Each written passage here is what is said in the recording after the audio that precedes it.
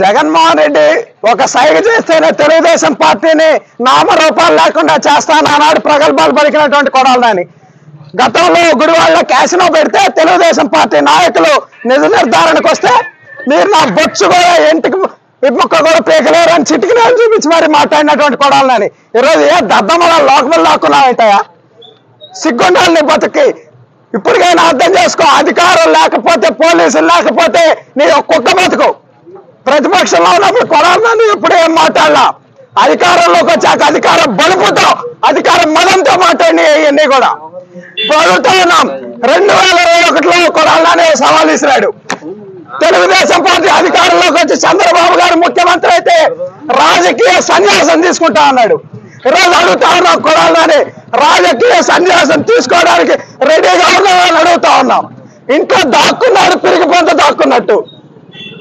గుడివాడ ప్రజలు భారీ మెజార్టీతో తెలుగుదేశం పార్టీని గెలిపించారంటే అది నీ మీద ప్రజలకు ఉన్నటువంటి ఒక చేత్కారం అని ఈ సందర్భంగా తెలియజేస్తా ఉన్నాం.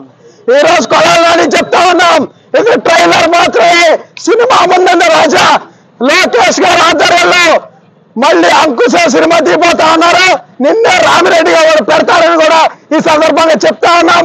కొడాలని జనాల్లో కనిపిస్తే ఇక అదే ఆఖరి రోజు కూడా అవుతుందని ప్రజలు భావిస్తా ఉన్నారని కూడా ఈ సందర్భంగా తెలియజేస్తా ఉన్నా.